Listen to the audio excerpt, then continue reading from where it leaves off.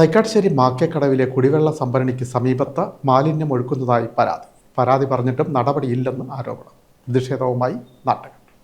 ചേർത്തല അരൂക്കുറ്റി റൂട്ടിൽ മാക്കേക്കവല ജപ്പാൻ ശുദ്ധജല പ്ലാന്റിന് സമീപം റോഡരികിലാണ് ശുചിമുറി മാലിന്യവും ഹോട്ടൽ മാലിന്യവും തള്ളുന്നത്.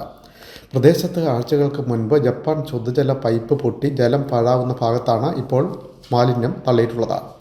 പ്രഭാത സവാരിക്കാരും മറ്റ് യാത്രക്കാരും സമീപത്തെ വ്യാപാരികളും ദുർഗന്ധത്താൽ വലയുകയാണ്. ഇവിടെ ശുചിമുറി മാലിന്യം ഉൾപ്പെടെ തള്ളുന്നത് പതിവായിട്ടും നടപടിയില്ലാത്തതിൽ നാട്ടുകാർക്കിടയിൽ പ്രതിഷേധവും ശക്തം. ലോഡ് കണക്കിന് മാലിന്യമാണ് ടാങ്കറിലെത്തിച്ച് രാത്രിയും പുലർച്ചെയുമായി തള്ളുന്നതെന്നാണ് നാട്ടുകാർ പറയുന്നത്. ജപ്പാൻ കുടിവെള്ളത്തിൻ്റെ ഒരു 50 മീറ്റർ അകലെ നിരന്തരമായി കക്കൂസ് മാലിന്യവും ഹോട്ടൽ വേസ്റ്റുകളും അടിച്ചിരിക്കുകയാണ്. ഇത് ജപ്പാൻ പൈപ്പ്, വടക്കോട്ടുള്ള ജപ്പാൻ കണക്ഷൻ പൈപ്പ് നീക്കായതിൻ്റെ പുറത്താണ് നിരന്തരമായി ഇവർ കൊണ്ട് ഇത് അടിക്കുന്നത്. പഞ്ചായത്തിൽ എല്ലാവർക്കും പരാതി പറഞ്ഞിട്ട് യാതൊരു നടപടിയും ഉണ്ടായിട്ടില്ല. അതുകൊണ്ട് വേണ്ടപ്പെട്ട അധികാരികളിലേക്ക് ഇത് എത്തിക്കണം.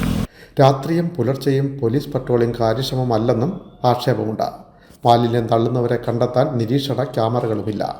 തൈക്കാട്ടുശ്ശേരി പഞ്ചായത്ത് സ്ഥാപിച്ച ക്യാമറകൾ പ്രവർത്തനരഹിതമാണ്. മണപ്പുറം കവലിക്ക തെക്ക് ഭാഗം, നരിക്കുഴി, തോട്, വല്യാറ തുടങ്ങിയ സ്ഥലങ്ങളിലും മാലിന്യം തള്ളുന്നുണ്ട്.